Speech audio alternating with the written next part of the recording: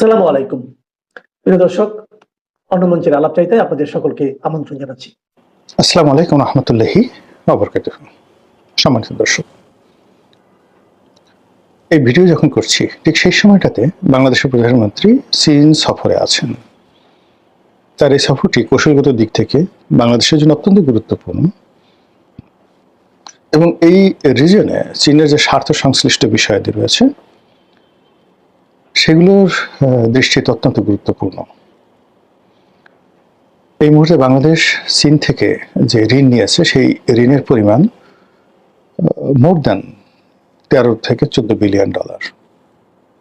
এককভাবে চীন আমাদের কাছে এই টাকাটা পাবে। আমাদের মোট বিদেশি ঋণ হলো 120 বিলিয়ন ডলার। তার মধ্যে কেবলমাত্র চীনই এখানে যদি 12 বিলিয়ন ডলার আমাদের কাছে পায়, তাহলে আমাদের টোটাল ঋণের 10%, এই যাবৎ আমরা 70 থেকে এই পর্যন্ত 71 থেকে এই পর্যন্ত যত ঋণ করেছি, তো সেই ঋণের যেটা স্থিতি এটি এসে এখন দাঁড়িয়েছে 120 বিলিয়ন ডলার। 120 বিলিয়ন ডলার মধ্যে অন অ্যাভারেজে যদি 12 বিলিয়ন ডলার, এটা 2-1 বিলিয়ন ডলার কম বেশি হতে পারে। তো এই 12 বিলিয়ন ডলার চীন আমাদের কাছে পাবে, এটার পেমেন্ট রিপেমেন্ট। এর বাইরে আমাদের অর্থনীতির রিকনস্ট্রাকশন, অন্যান্য সব মিলিয়ে অ্যাটলিস্ট এই মুহূর্তে 3 বিলিয়ন ডলার আমাদের নগদ দরকার, যেটা আশা করছি আমরা চীন থেকে সেটি পাবো। 2 নম্বর হলো যে আমাদের যে ব্যবসা বাণিজ্য যেখানে রয়েছে, অবকাঠামোগত উন্নয়ন, সেখানে আরো প্রায় 20 থেকে 25 বিলিয়ন ডলারের একটা লং টার্ম ইনভেস্টমেন্ট আমাদের দরকার।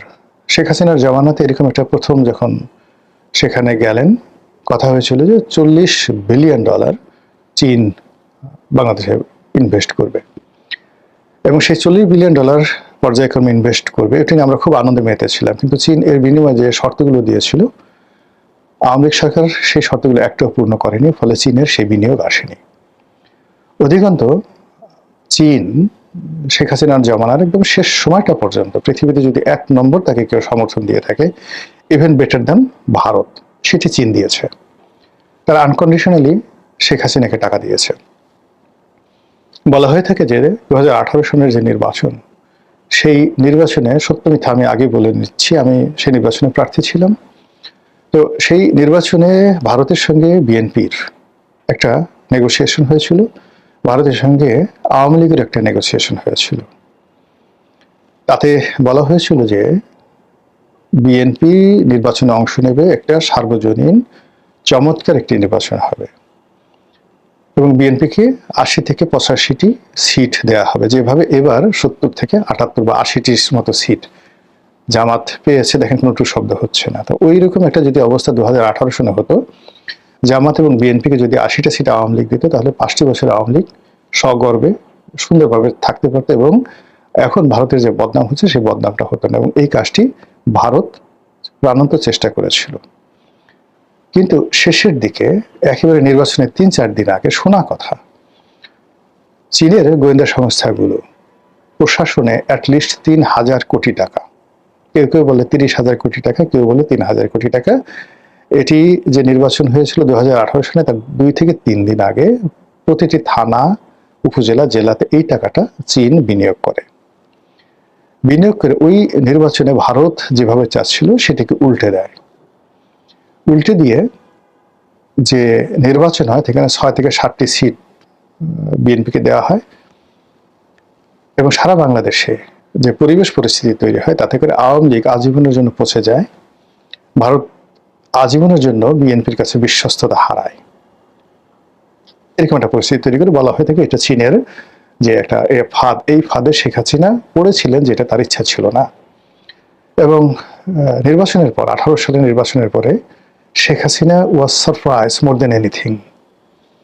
এই বছর যদি আপনি ধরেন রেজাল্ট দেখে 211 সিট দেখে বিএনপির লোকজন, ইনক্লুডিং মিস্টার তারেক রহমান, তিনি যে আশ্চর্য হয়েছেন। একইভাবে 2008 সনে যে নির্বাচন হয়েছিল, সেই নির্বাচনের ফলাফল দেখেও কিন্তু শেখ হাসিনা অবাক হয়েছিলেন। তিনি সংখ্যাধিক্য আশা করেছিলেন, অর্থাৎ হয়তো 152, 155, বড়দের 160 এরকম সিট হবে, কিন্তু 2/3 ব্রুট মেজরিটি পাবে, এটা শেখ হাসিনা কল্পনা করেননি। এবং উনি ওনার প্রথম যে সংসদীয় বৈঠক, সেই বৈঠকে তিনি আমাদের যারা নতুন এমপি, আমাদেরকে দাঁড়াতে বলেছিলেন। উনি আমাদের সবাইকে দেখে ঠিক মাথায় হাত দিলেন যে আল্লাহ, এটা কি করে সম্ভব, আমি তো এটা আশাই করিনি। জনাব তারেক রহমান সাহেব সে কথাটা হয়তো বলেননি কারোর সাথে এইভাবে, কিন্তু তিনিও মনে মনে চিন্তা করছেন যে 211টা সিট কি করে এলো, এভাবে তো হওয়ার কথা নয়। তো যা হোক, এনিওয়ে সেটা হয়ে গেছে। তো এরকম যখন আমাদের নির্বাচনে নানা রকম ত্রুটি থাকে, বিচ্যুতি থাকে, দেশ বিদেশে বিভিন্ন চক্রান্ত থাকে, এরভাবে অতি আশ্চর্য রকম ফলাফল চলে আসে। তো চীন যে 2018 সনে যে গ্রিপের মধ্যে আওয়ামী লীগকে আনার চেষ্টা করলো, সেটা তারা প্রাণান্ত চেষ্টা করলো, এবং 2018 সনে 2024 সনে পৃথিবীতে সবার আগে যারা কংগ্রাচুলেশন জানিয়েছিল আওয়ামী লীগকে, সেটা হলো চীন। যেহেতু এই দুটো নির্বাচনের সঙ্গে 24 এবং 18 দুটো নির্বাচনের সঙ্গেই চীন পরিপূর্ণভাবে জড়িত ছিল। ভারত চেয়েছিল আওয়ামী লীগ ক্ষমতায় থাকুক, কিন্তু এভাবে নয়। ভারত যেভাবে চেয়েছিল যে বিরোধী দল হিসেবে এদের অবস্থান থাকুক, এবারও কিন্তু ভারত চেয়েছিল যে অ্যাটলিস্ট রিফাইন্ড আওয়ামী লীগ হিসেবেও আওয়ামী লীগ অংশগ্রহণ করুক। তো ভারতের সব চাওয়া হয়তো পূর্ণ হয়েছে নির্বাচনে, কিন্তু আওয়ামী লীগ ভারতের ফাঁদে পা দেয়নি। তারা রিফাইন্ড করতে রাজি হয়নি, শেখ হাসিনার নেতৃত্ব সাথে রাজি হয়নি, শেখ হাসিনা বিহীন আওয়ামী লীগ এটা হয়নি। ফলে কি হলো, এখন আসলে সত্যিকার অর্থে সরকার একটা বিপত্তিতে আছে। তো এনিওয়ে, এখন এই অবস্থাতে তারেক রহমান সাহেব চীনে গেছেন।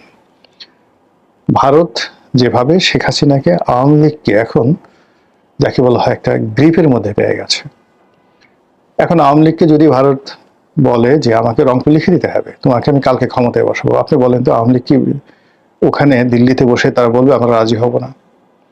আওয়ামী লীগ যদি বলে যে ঠিক আছে, তোমাকে আমরা বাংলাদেশ দখল করব, তোমরা বাংলাদেশের মুখ্যমন্ত্রী হবে, গভর্নর হবে, পশ্চিমবঙ্গের শুভেন্দুর মতো, কালকে তোমাদের ক্ষমতা ফিরিয়ে দেবো, আওয়ামী লীগের জায়গায় যদি আপনি হতেন, আপনি কি করতেন বলেন?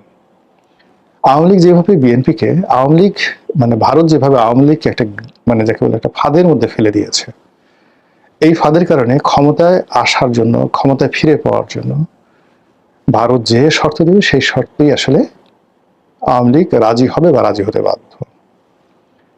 ঠিক একই কাজে আমেরিকা করেছিল।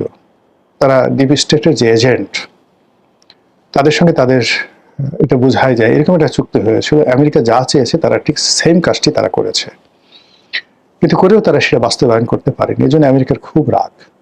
একইভাবে এখন যেভাবে চীন তারেক রহমান সাহেবকে একটা গ্রিপের মধ্যে নিয়ে এসছে, একটা ফাঁদের মধ্যে ফেলে দিয়েছে, ভারতের সাথে সম্পর্ক শেষ, আমেরিকার সাথে সম্পর্ক শেষ, আমার বন্ধু জাদু জানে, ওই জাদু পর্যন্ত, গান পর্যন্ত শেষ।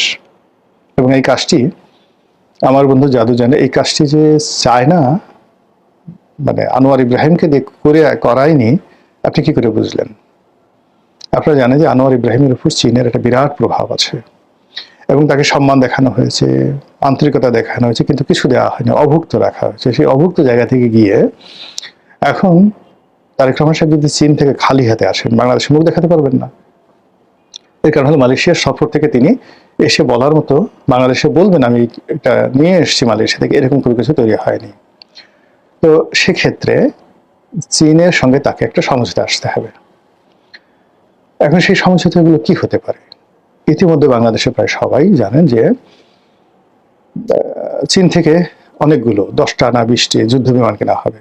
C-10 বা কি যেন একটা যুদ্ধ বিমান আছে, যেটা অত্যন্ত ইফেক্টিভ। এই মুহূর্তে F-35, মার্কিন যুক্তরাষ্ট্রের সবচেয়ে অত্যাধুনিক জঙ্গি বিমান F-35, এই F-35 বা MiG-29 এগুলোকে টেক্কা দেওয়ার মতো চীনের যে জঙ্গি বিমান, যেটি বিগত ভারত এবং পাকিস্তান যে যুদ্ধ হলো, সেই যুদ্ধে ভারতের আকাশকে তছনছ করে দিয়েছে পাকিস্তান মানে বিমান বাহিনী।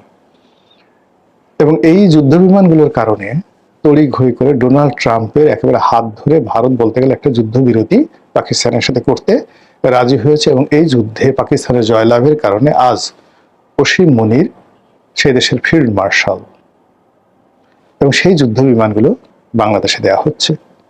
আর সেই যুদ্ধ বিমান যদি বাংলাদেশে থাকে এবং সেগুলো চালানোর জন্য চাইনিজ এক্সপার্ট বাংলাদেশে আসবে, পাকিস্তানি পাইলট আসবে, বাংলাদেশের পাইলট এক্সপার্ট হবে, এবং এগুলো সবই শিলিগুড়ি করিডোরের ওখানে আমাদের যে সৈয়দপুর বিমানবন্দর আছে, সেই বিমানবন্দরে, যেটা সামরিক বিমানবন্দর, সেখানে নতুন করে বিমানবন্দর নির্মিত হয়ে সেখানে রাখা হবে। এটা ভারতের জন্য বোঝার চেষ্টা করেন কি সমস্যা। ভারত যেখানে এখন রংপুর বিভাগ কিনে নিতে চাচ্ছে, ভারত যেখানে রংপুর বিভাগ দখল করতে চাচ্ছে, পুরো বাংলাদেশ দখল করতে চাচ্ছে, তখন চীনের এই বিমানগুলো যদি থাকে, চীনা এক ডিভিশন সৈন্য যদি বাংলাদেশে থাকে, তাহলে ওই পুরো অঞ্চলটি, মানে আপনি ম্যাপের দিকে তাকান, যেটি এখন আমাদের জন্য লায়াবিলিটিস, সেটি আমরা একেবারে উত্তরবঙ্গ থেকে পার হয়ে সোজা ফেনী পর্যন্ত মধ্যে যে জায়গাটা আছে সমান করে আমরা নিয়ে নিতে পারবো, এবং চীন সেটা চায়। এবং এটা যখন ভারত দেখছে বা বুঝছে, তখন ভারতের অবস্থাটা কি। আর এই যে তারেক রহমান সাহেবকে বাগে পেয়ে এখন সেই উত্তরবঙ্গে তিস্তা প্রকল্প, তারপর সেখানে এশিয়ার বৃহত্তম সামরিক বিমান ঘাঁটি নির্মাণ, এবং উত্তরবঙ্গে 1000 শয্যার 8টি হাসপাতাল সারা বাংলাদেশে হবে, তার মধ্যে একটি হাসপাতাল উত্তরবঙ্গে হবে, মানে চীনের অর্থায়নে। এরপর চীনের অর্থায়নে সেই পদ্মা ব্যারেজ সেটা হবে, তিস্তা ব্যারেজ, পদ্মা ব্যারেজ, দ্বিতীয় পদ্মা সেতু।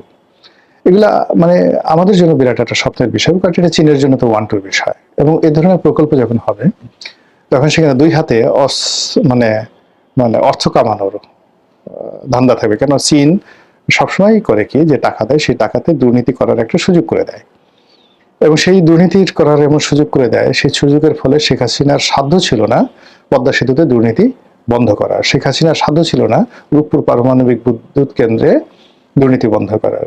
কাজে আবার যদি এই চীনা প্রকল্পগুলো এইভাবে চলে আসে, এটি দেওয়াই হবে মূলত লুটপাট করার জন্য। 50% কাজ হবে, বাকি 50% মেরে দেওয়া হবে, যাতে করে প্রকল্প দীর্ঘায়িত হয়, চীনের আরো লাভ হয়, বাংলাদেশ ঋণের জালে আবদ্ধ থাকে, এবং প্রতিটি প্রজেক্ট নন ভায়াবল, লাভজনক হবে না। তো আগে যে মহাজনী কারবার করতেন গ্রামে, যে ঠিক আছে আগে তুমি আমার মুনাফাটা দাও, আসল দেওয়ার দরকার না, আসলটা থাকুক। তো এরকম একটা ঋণের জালে চীন যাদেরকে ধরেছে প্রায় সবাইকে এভাবে ঋণের জালে আবদ্ধ করে ফেলেছে, এবং অনেকটা কৃতদাসের মতো করে ফেলেছে। তো বাংলাদেশ ঠিক সেই জায়গাতে গিয়ে পা দিবে, নাকি শেখ হাসিনার মতো একটা ভারসাম্যপূর্ণ মানে কূটনীতি স্থাপন করার চেষ্টা করবে, ভারত এবং চীন দুইজনকেই সমানভাবে খেলবে। এটি এই তারেক রহমান সাহেবের জন্য বলতে গেলে একটা অগ্নি পরীক্ষা, এবং সেই অগ্নি পরীক্ষা এখন তিনি চীনের মাটিতে দিচ্ছেন। আপনারা জানেন যে চীনের বর্তমান প্রেসিডেন্ট মিস্টার শি জিনপিং এই মুহূর্তে বলা হয় পৃথিবীর সবচেয়ে রাফ অ্যান্ড টাফ ম্যান। কথা বলেন একেবারে কম, আপনি তার কোনো হাসির ছবি দেখতে পারবেন না, হাসেন না, বলতে গেলেই না। পুতিন হাসেন, কিন্তু তিনি হাসেন না। পৃথিবীর দুটো মানুষ হাসেন না। এক নম্বর হলো রাশিয়ার যিনি পররাষ্ট্রমন্ত্রী রয়েছেন মিস্টার লাভরভ, তার কোনো হাস্যজ্জ্বল আপনি ছবি দেখতে পাবেন না। আর এই যে মিস্টার শি জিনপিং, তিনিও হাসেন না, এবং যারা হাসেন না তাদের মতো ডেঞ্জারাস মানুষ আর পৃথিবীতে নেই। এবং তিনি যেভাবে বড় হয়েছেন, যেভাবে ক্ষমতায় এসেছেন, এই ক্ষমতার পেছনে বহু নিষ্ঠুরতা রয়েছে, বহু ত্যাগ রয়েছে, তিতিক্ষা রয়েছে, সংগ্রাম রয়েছে, লড়াই রয়েছে, এবং তিনি যেটি হাত দিয়েছেন সেটি সফল হয়েছে। এবং তিনি তার নিজের ক্ষমতা এই মুহূর্তে পৃথিবীর সবচেয়ে ক্ষমতাধর প্রেসিডেন্ট মিস্টার শি। চীনের ইতিহাসে এই আধুনিক চীনের যে প্রতিষ্ঠাতা দুজন লোক, দেং জিয়াওপিং, তার আগে মাও সেতুং, তাদেরও এই বর্তমান শির যে ক্ষমতা, এই ক্ষমতা তাদেরও ছিল না। তো সেই মানুষটির সঙ্গে একেবারে নবীন একজন প্রধানমন্ত্রী, 4 মাস যার প্রধানমন্ত্রীত্বের বয়স, ডিপ্লোম্যাটিক যে কোর, সেই ডিপ্লোম্যাটিক কোরে কাজ করার অভিজ্ঞতা বলতে এই প্রথম তিনি মালয়েশিয়া সফর করলেন। এর বাইরে তার যে অভিজ্ঞতা, এই বাংলাদেশে আসার পর রাষ্ট্রদূত পর্যায়ে ছিল, কিন্তু বাংলাদেশে আসার আগে তিনি যে লন্ডনে ছিলেন, কখনো কোনো রাষ্ট্রদূত পর্যায়ের লোকের সঙ্গে এইভাবে ডিপ্লোম্যাটিক মিশনে তিনি বৈঠক করেছেন এই দৃশ্য আমরা দেখিনি। ফলে সেই ভারী মানুষটি, পৃথিবীর সবচেয়ে ভারী মানুষটি মিস্টার শি, তার সঙ্গে আমাদের প্রধানমন্ত্রী যখন বসে আলাপ আলোচনা করবেন, সেখানে যে ফলাফল, সেটা ফলাফল কি হবে এটি নিয়ে যথেষ্ট আতঙ্কের কারণ আছে। এখন চীনের ফাঁদে পা দিলেও আমরা যেভাবে প্রতিবেশী, বৃহৎ প্রতিবেশী ভারত তার কোপানলে পড়ে যাব, আর যদি আমরা ফাঁদে পা না দিই, তাহলে কিন্তু আমার মারাত্মক বিপদ এবং বিপত্তিতে আমরা পড়ে যাব। কাজে এই পরিস্থিতিতে কি হবে যখন একটা দেশ সত্যিকার অর্থে এরকম একটা সংকটময় অবস্থায় পৌঁছে যায়? গত সেই 2014 থেকে আমাদের কিন্তু এই জাতীয় সংকট শুরু হয়েছে। তো এই সংকট মানে চলতে থাকে, অত অ্যাটলিস্ট 20 বছর 30 বছর না হলে সংকট যায় না। এখন যে পর্যায়ে আসছি তাতে আমাদের বিরাট কোনো ক্ষতি ছাড়া আমরা আসলে এখান থেকে ইউটার্ন নিতে পারবো, এটা বলতে গেলে অসম্ভব। আল্লাহ ভালো জানেন, প্রধানমন্ত্রীকে সসম্মানে মর্যাদা সহকারে বাংলাদেশে ফেরত আনুন, চীনের সাথে সম্পর্ক হোক, সঙ্গে সঙ্গে ভারতের সাথেও সম্পর্কটা থাকুক। আমরা কারো দাসত্বের শৃঙ্খলে যেন আবদ্ধ না হই। মহান আল্লাহ আমাদেরকে সেই তাগত বা শক্তি দান করুন। আসসালামু আলাইকুম রহমতুল্লাহি ওয়া বারাকাতুহু।